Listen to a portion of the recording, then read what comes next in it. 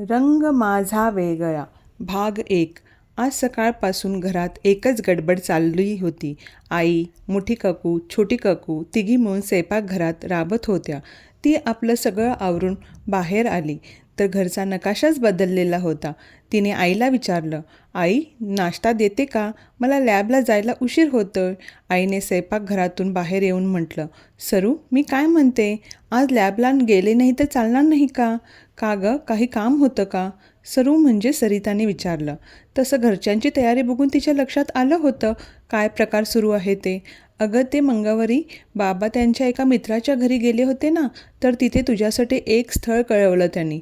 आज ते तुला बघायला येणार आहेत म्हणून म्हटलं. थांबली असतीस तर, आईने कचरतच सांगितले.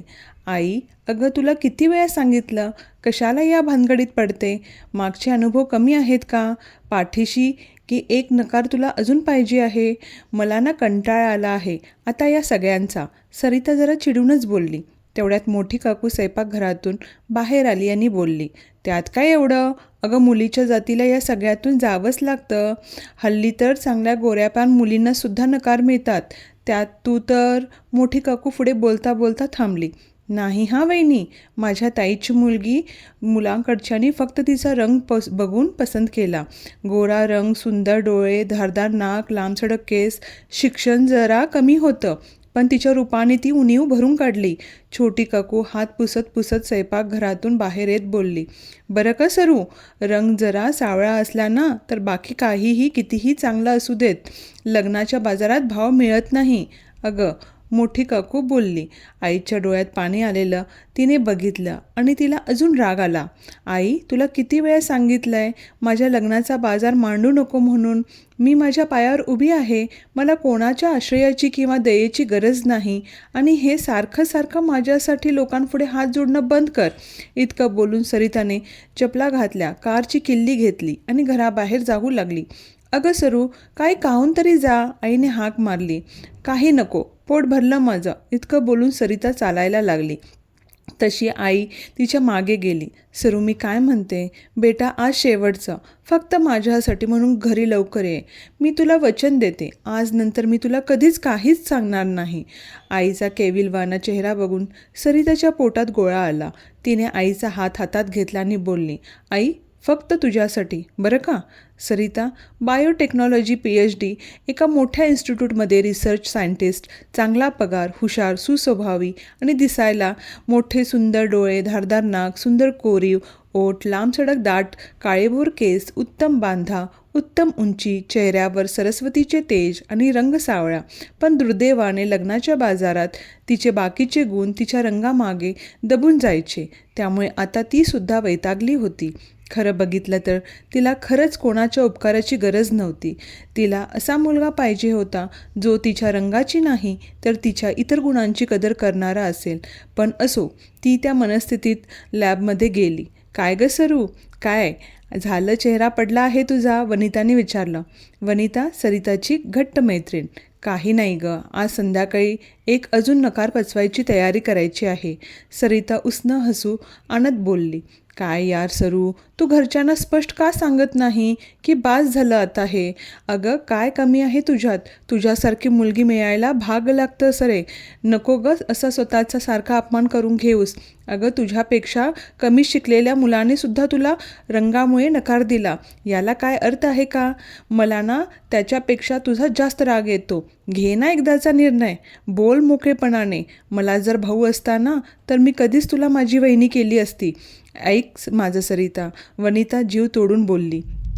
मी आज सांगून आईला आले आहे, हे शेवटचे आहे म्हणून. बघू आता काय होतं. बरं चल, बरीच कामं बाकी आहेत आपली. वनिता आणि सरिता कामाविषयी चर्चा करत पुढे निघून गेल्या. सरिता आईला वचन दिल्याप्रमाणे लवकर घरी आली. आपल्या रूममध्ये जाऊन तिने तोंडावर पाणी मारले. तोंड पुसत ती बाहेर आली तर आई तिच्यासाठी साडी घेऊन उभी होती. सरू, ही साडी नेस, हा रंग तुझ्यावर खुलून दिसेल आणि हे जरा थोडा मेकअप कर. सरिताने आईला मध्येच अडवले. आई, मी कितीही मेकअप केला तरी मी गोरी होणार नाही, त्यामुळे मी आहे तशीच व्यवस्थित आवरून येते. तू हो पुढे, मी आलेच. सरिताने तिचं सगळं व्यवस्थित आवरलं. तिने व्यवस्थित साडी, कानातले, खड्याचे कानातले, एक बारीक चेन गळ्यात घातली, छोटी खड्याची टिकली कपाळावर लावली, हलकं लिपस्टिक लावलं. एका हातात घड्याळ, दुसऱ्या हातात खड्यांच्या 2 बारीक बांगड्या, केसांची सैलसर वेणी घातली. तिने एकदा स्वतःला आरशात बघितलं. आज तिने एक निर्णय घेतला होता आणि ती तशीच वागणार होती. तेवढ्यात तिला बाहेरून बोलावण्यात आलं. तिने पुन्हा एकदा आरशात स्वतःला बघितलं आणि बाहेर निघून गेली. तिच्या चेहऱ्यावर आज वेगळाच आत्मविश्वास दिसत होता. ती जाऊन मुलांकडच्यांना नमस्कार करून बसली. तिला तिच्या आईने पाया पडायला खुणावले, पण तिने लक्ष दिले नाही. समोर एक वयस्कर बाई, एक वयस्कर पुरुष, एक तिच्यापेक्षा वयाने 4-5 वर्ष लहान मुलगी आणि 2 वयस्क मुलं बसली होती. सरिताचे वडील बोलले, मी माझ्या कुटुंबाची ओळख करून देतो. आमचं एकत्र कुटुंब आहे. हे माझे मोठे भाऊ, या वहिनी, हे दोघे त्यांची मुलं आणि सुना. ही सरिताची आई, माझ्या पत्नी. हा माझा धाकटा भाऊ, त्याची पत्नी, हा त्याचा धाकटा मुलगा. यांच्या मोठ्या मुलीचं मागच्याच वर्षी लग्न झालं. मी सुद्धा परिचय देतो. ह्या माझ्या पत्नी, ही माझी मुलगी, हा माझा मुलगा आणि हा माझ्या मुलाचा अगदी जवळचा मित्र. मित्रापेक्षा भाऊ समजदा त्याला, मुलाचे वडील बोलले. तुम्हाला काय विचारायचं असेल तर विचारू शकता, सरिताचे वडील बोलले. इतकं शिक्षण झाले आहे तर घरकाम, स्वयंपाक, पाणी तर जमतच नसेल, मुलाची आई तोऱ्यात बोलली. नाही हो वहिनी, तसं अजिबात नाही. आमची सरू अगदी सर्वगुण संपन्न आहे. तिला सगळं येतं, सरिताची आई बोलली.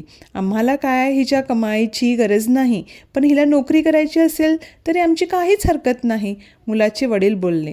बरं मुलीला बोलू देऊयात, सरिताचे मोठे काका बोलले. नाही म्हणजे दोघांना एकमेकांचे विचार कळतील ना. त्यांची पसंती झाली की मग आपण पुढचे बोलू.